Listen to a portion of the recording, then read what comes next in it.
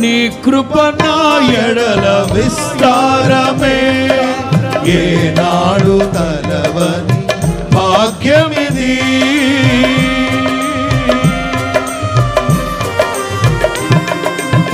నీ కృప నా ఎడల విస్తారమే, ఏనాడు తలవని భాగ్యమిది.